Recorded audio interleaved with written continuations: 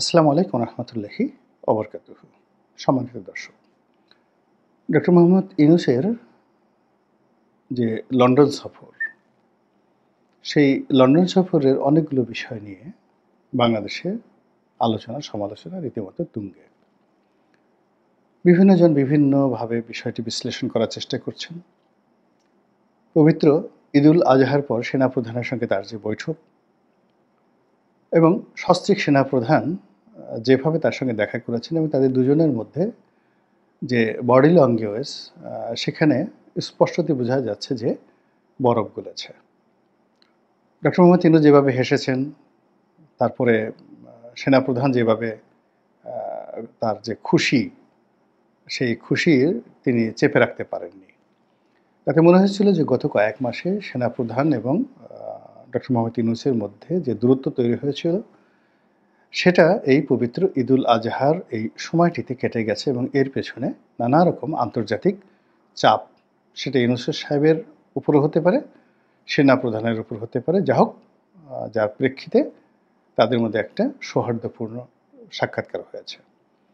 এবং আর আশ্চর্য ব্যাপার হলো যে এই সাক্ষাৎকারটির আগে সেনাপ্রধান যে সাক্ষাৎ করলেন, তার আগে ডক্টর মোহাম্মদ ইউনূস জাতির উদ্দেশ্যে একটা ভাষণ দিয়েছেন এবং সেই ভাষণে তিনি সরাসরি বিএনপিকে এবং সেনাপ্রধানকে একটা চ্যালেঞ্জ ছুড়ে দিয়েছেন। যেন তেন চ্যালেঞ্জ নয়, বিএনপির পক্ষ থেকে সেনাপ্রধানের পক্ষ থেকে যুগপৎ একটা চ্যালেঞ্জ ছিল যে ডিসেম্বরের মধ্যে নির্বাচন হবে এবং নতুন বছরে 2026 সনের জানুয়ারিতে একটি নতুন সরকার ক্ষমতায় আসবে। এটাকে একেবারে ডাইরেক্ট চ্যালেঞ্জ দিয়ে ডক্টর মোহাম্মদ ইউনূস বললেন এপ্রিল মাসে নির্বাচন হবে, প্রথম সপ্তাহে। তো কোনো ইফ নেই, বাট নেই, কিন্তু নেই। বিএনপি তো রেগে আমি আসছি, এটা কী ধরনের কথা। আবার অন্যদিকে সেনাপ্রধান এটার যে বিপরীতে যে প্রতিক্রিয়া দেখাবেন, সেই প্রতিক্রিয়া না দেখিয়ে তিনি বরং একটি সৌহার্দ্যপূর্ণ পরিবেশে ডক্টর মোহাম্মদ ইউনূসের সঙ্গে দেখা করলেন। এগুলি নিয়ে আলোচনা হচ্ছে। আবার এই আলোচনার পরে তিনি লন্ডনে যাবেন। সেখানে ব্রিটেনের যে রাজা, তিনি তাকে একটি পুরস্কার দেবেন। এবং যেহেতু ব্রিটেনের রাজা রাজকীয়ভাবে এই পুরস্কার দিচ্ছেন, এবং আপনি জানেন যে এই ধরনের পুরস্কারের ক্ষেত্রে ব্রিটেনের রাজার যে কোনো পুরস্কারের ক্ষেত্রে ব্রিটেনের যেমন একটা স্বার্থ থাকে, তেমনি আমেরিকার একটা গ্রিন সিগন্যাল থাকে।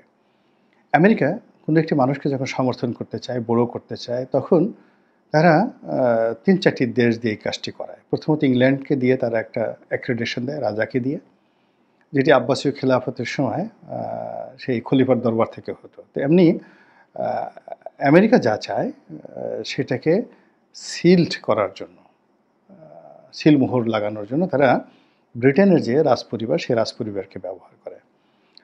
দ্বিতীয়ত তারা কানাডাকে ব্যবহার করে, আমেরিকা কানাডিয়ান গভর্নমেন্ট এবং পার্লামেন্টকে ব্যবহার করে। এরপরে তারা অস্ট্রেলিয়াকেও ব্যবহার করে। এটা হলো আমেরিকার একটা পলিসি। তো সেক্ষেত্রে তিনি এই সময়টাতে কি করেছেন আমি জানি না, কতটা সফল হয়েছেন তা তো আমরা হাড়ে হাড়ে দেখতে পাচ্ছি। কিন্তু ব্রিটেনের রাজা তাকে পুরস্কার দিবেন। এখন সেই পুরস্কার কী জন্য দিবেন বাংলাদেশের?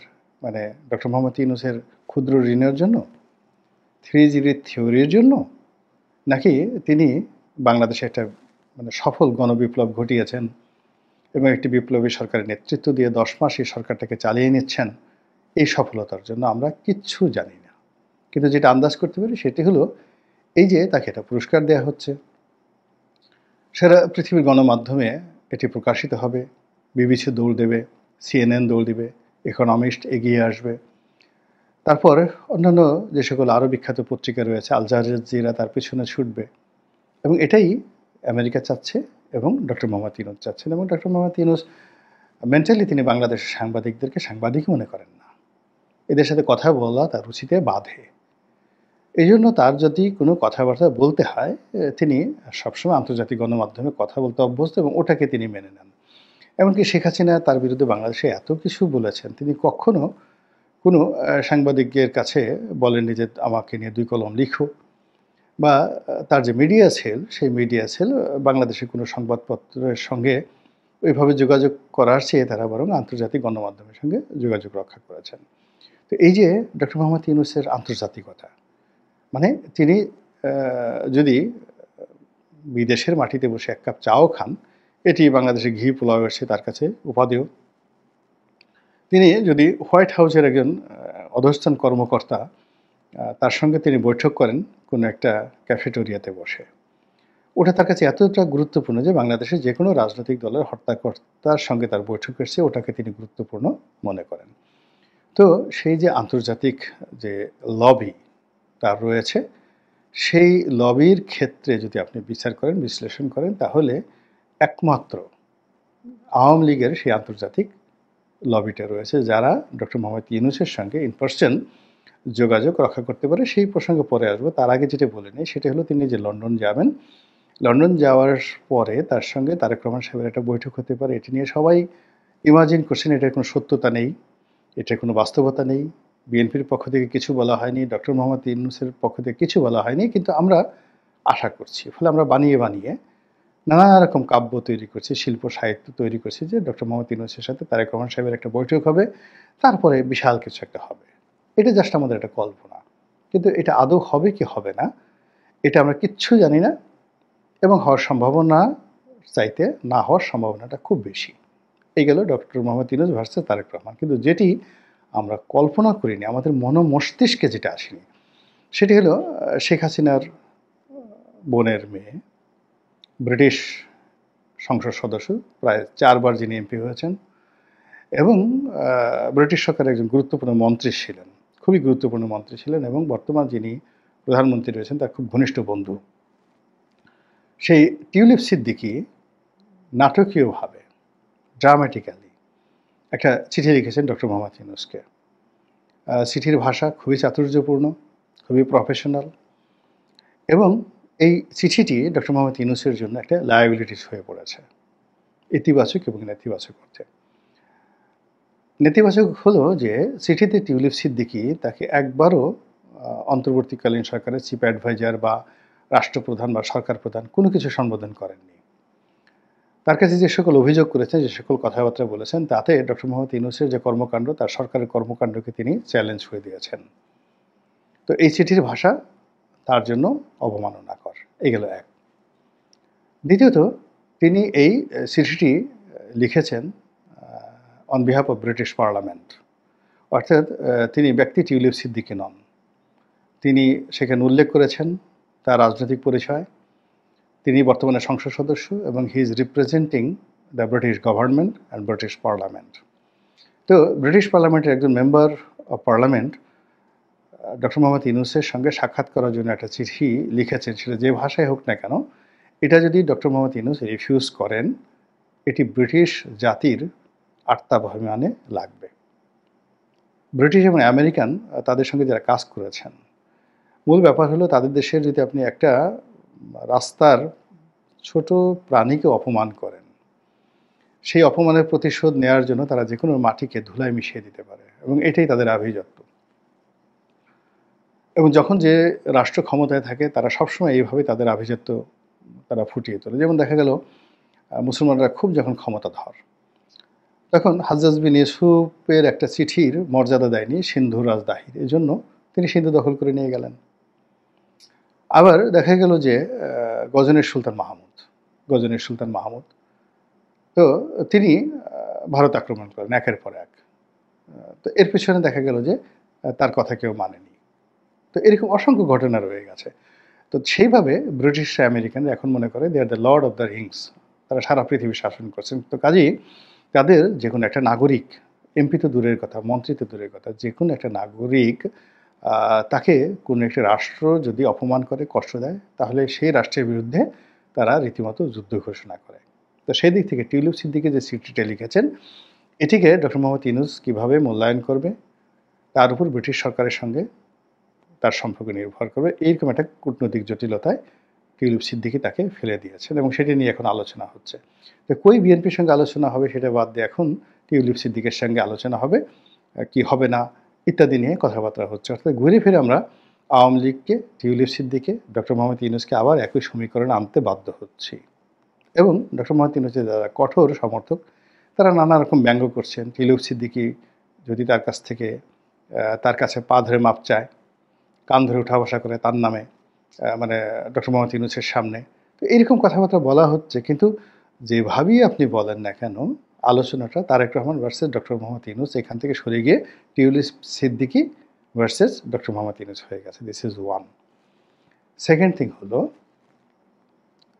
বাস্তবভাবে আপনাকে জানতে হবে, বর্তমান ফ্রান্সের যে প্রেসিডেন্ট ইমানুয়েল ম্যাক্রো, তার সঙ্গে শেখ হাসিনার ব্যক্তিগত বন্ধুত্ব সম্পর্ক আপনারা সবাই জানেন, এবং তার সঙ্গে ব্যবসায়িক সম্পর্ক, পারিবারিক সম্পর্ক সব মিলিয়ে ইমানুয়েল ম্যাক্রো সঙ্গে ডক্টর মোহাম্মদ ইউনূসের সম্পর্ক আছে। কিন্তু যখন শেখ হাসিনার প্রশ্ন আসছে, তখন ইমানুয়েল ম্যাক্রো ডক্টর মোহাম্মদ ইউনূসকে ওভাবে সম্মান করেননি। অতি সম্প্রতি ফ্রান্সে একটা বৈঠক হওয়ার কথা ছিল, এবং সেই বৈঠকে তিনি সাইড লাইনে ম্যাক্রোর সঙ্গে একটা বৈঠক করার চেষ্টা করেছেন, কিন্তু ম্যাক্রো সেটা অ্যাভয়েড করেছেন। ইট মিনস ফ্রান্সের সাথে ম্যাক্রোর সাথে শেখ হাসিনার যে সম্পর্ক, ওই সম্পর্কটা এখন ডক্টর মোহাম্মদ ইউনূসের জন্য গলার কাটা হয়ে গেছে, আর শেখ হাসিনার জন্য it's a plus point. Similarly British রাজনীতিতে আওয়ামী লীগের যারা নেতাকর্মী রয়েছেন, সেখানে তাদের যথেষ্ট গুরুত্বপূর্ণ ভূমিকা আছে। এবং শেখ হাসিনা যখন ক্ষমতায় ছিলেন, লেবার পার্টিকে ক্ষমতায় আনার জন্য ব্রিটেনে যে সকল আওয়ামী লীগের নেতৃবৃন্দ রয়েছেন, they had a huge investment. অনেক অভিযোগ করেন যে বাংলাদেশ থেকে হাজার হাজার কোটি টাকা গেছে ইংল্যান্ডে টিউলিপ সিদ্দিকী এমপিকে বানানোর জন্য এবং লেবার পার্টিকে ক্ষমতা আনার জন্য। এই একই ঘটনা ঘটেছে। আবার অনেকে যেমন বলেন যে ডোনাল্ড ট্রাম্পকে ক্ষমতা আনার জন্য শেখ হাসিনা হিউজ ইনভেস্টমেন্ট করেছেন, সেখানে হিউজ ইনভেস্টমেন্ট করেছেন। তো হিউজ ইনভেস্টমেন্ট করার কারণে কি হচ্ছে, আপনি দেখেন জয় সেখানে 1 ঘন্টার নোটিশে আমেরিকাতে নাগরিকত্ব পেয়ে গেল। এটা সম্ভব না, আমেরিকার মতো জায়গাতে এটা এত ইজি নয়। এবং আমেরিকার মতো জায়গাতে যেখানে আমরা বলছি যে সে 10,000 কোটি টাকা, 20,000, 50,000, যে যার মতো করে 1 লক্ষ কোটি টাকা জয় পাচার করেছে, কিন্তু যেখানে ডোনাল্ড ট্রাম্পের টাকার লেনদেন নিয়ে মামলা হয়, যেখানে সামান্য একটু অ্যাকাউন্টিং গণ্ডগোলের কারণে মার্ক জাকারবার্গ, ফেসবুকের মালিক, তাকে আদালতে দাঁড়িয়ে থাকতে হয়, যেখানে ইলন মাস্ককে ছিটকে পড়তে হয় ডোনাল্ড ট্রাম্পের প্রশাসন থেকে, যেখানে বিল গেটস থেকে শুরু করে অ্যাপেল, তাদের বিরুদ্ধে মামলা হয়, তার আগে আদালতে দাঁড়িয়ে থাকেন হাত জোড় করে। তো সেখানে জয় বাংলাদেশ থেকে 1 লক্ষ কোটি টাকা সেখানে নিয়ে গেছেন, যদি সত্য হয়, তাহলে তিনি এখনও কেন অ্যারেস্ট হননি, তাকে কেন জেলে যেতে হয়নি, এফবিআই কেন তাকে ব্যবস্থা নিচ্ছে না? ইট মিনস দুটোর একটা মানে ঘটিত, অর্থাৎ সরকারের সাথে তার এমন একটা সম্পর্ক যে সমস্ত যা কিছু টাকা পয়সা নিয়েছে এটা আমেরিকা কাউন্ট করছে না, অথবা দেখা গেল তিনি কিছুই করেননি। দুটোর একটা। সামহাউ আমেরিকাতে যে আওয়ামী লীগের একটা লবিং গ্রুপ রয়েছে এবং সেটা স্ট্রং, যা কিনা এখনও জয়কে সেখানে শক্তিশালী করে রেখেছে। একইভাবে কানাডাতে পুতুলকে শক্তিশালী করে রেখেছে।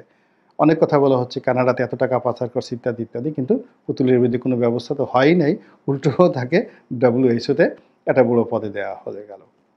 তো শেখ হাসিনার সাথে আওয়ামী লীগের সাথে ভারতের সম্পর্ক, তার সঙ্গে সঙ্গে ফ্রান্সের সম্পর্ক, ফ্রান্সের পরে ইংল্যান্ডের সাথে তার যেটা পারিবারিক সম্পর্ক, এবং আরও একটা ব্যাপার হলো নিউজিল্যান্ড বা ফিনল্যান্ডের এক মন্ত্রী মেয়ে বিয়ে করেছেন শেখ রেহানার ছেলে ববি, এবং ফিনল্যান্ডের পুরো রাজনীতির নিয়ন্ত্রক ওই পরিবারটি। তাহলে কি হলো দেখেন, France, Finland, England, America, Bharat, এইগুলো যে রাষ্ট্র যার সঙ্গে পারিবারিক একটা সম্পর্ক আওয়ামী লীগ এবং শেখ হাসিনা গড়ে তুলেছে। এর বাইরে ভুটান যদি ধরেন, এখন ভুটানের যে রাজা জয়ের সরাসরি ক্লাসমেট, ভুটান দেন একেবারে কোনো দেশে যদি না হয়, ভুটানের যে রাজা সেখানে তো সব কিছু তাদের আন্ডারে, জয়ের ক্লাসমেট, সরাসরি ক্লাসমেট, তারা একসাথে পড়াশোনা করেছেন হার্ভার্ডে। এই গেল ভুটানের কথা। মধ্যপ্রাচ্যে যান, বাদশাহ সালমান, আপনার মনে আছে বাদশাহ সালমানের যে ছেলে মোহাম্মদ বিন সালমান, যিনি এখন সারা বিশ্বের সবচেয়ে ক্ষমতাধর ব্যক্তি, তিনি এই শেখ হাসিনা যদি ক্ষমতায় থাকতেন তাহলে এই ওনার তো পতন হলো তো 2025 সনে, এই 25 সনের জানুয়ারি মাসে বা ফেব্রুয়ারি মাসে প্রিন্স সালমানের বাংলাদেশে আসার কথা ছিল, এবং দেয়ার ওয়াজ এ হিউজ সাউদি ইনভেস্টমেন্ট, তারা এখানে রিফাইনারি করা থেকে শুরু করে সব কিছু করার একটা প্ল্যান ছিল, এবং it's is a personal relationship between Sheikh Hasina এবং যাকে বলা হয় সৌদি আরব। কাতার, এই যে কাতারের যে বর্তমান আমিরের যে বাবা, তার সঙ্গে শেখ হাসিনার ব্যক্তিগত বন্ধুত্ব, দ্য পার্সোনাল ফ্রেন্ডশিপ। আমি সাক্ষ্য দিয়েছি, চ্যালেঞ্জ দিয়ে এটার সাক্ষ্য দিচ্ছি। তো কাজেই কাতারের আমির কোনো অবস্থাতেই এই পারিবারিক সম্পর্কে বাইরে যাবেন না, এবং তার বাবা যেহেতু এখনও আছেন। তো এই যে ঘটনাগুলো ঘটছে, অর্থাৎ আওয়ামী লীগের যে আন্তর্জাতিক কানেক্টিভিটি, সেই আন্তর্জাতিক কানেক্টিভিটির যদি প্রেশার থাকে, সেই প্রেশারটা ডক্টর ইউনূসের যে আন্তর্জাতিক কানেক্টিভিটি আছে এর সঙ্গে একটা সমঝোতা হওয়ার সম্ভাবনা থেকে যায়। যে সমঝোতাটা রাজনীতিতে আসলে কোনো কিছুই অসম্ভব নয়, কোনো কিছু অসম্ভব নয়। তাই আমি যেটা বললাম যে এই যে সমঝোতা, যেটা দেখেন যদি ডক্টর মোহাম্মদ ইউনূসের সাথে আওয়ামী লীগের হয়, আওয়ামী লীগের সঙ্গে যদি জামাতের হয়, জামাতের সঙ্গে যদি এনসিপি থাকে, তাই এনসিপি, আওয়ামী লীগ, ইউনূস এরা যদি সব এক হয়ে যায়, অপোজিট সাইডে যদি বিএনপি একা থাকে, তার সাথে সাথে ছোট ছোট দলগুলো থাকে, আপনি রাজনীতিটা দেখেন তো কতটা জটিল হয়ে যায়। এই যে আমি যে যুক্তির যে কথাগুলো বললাম, এ সবই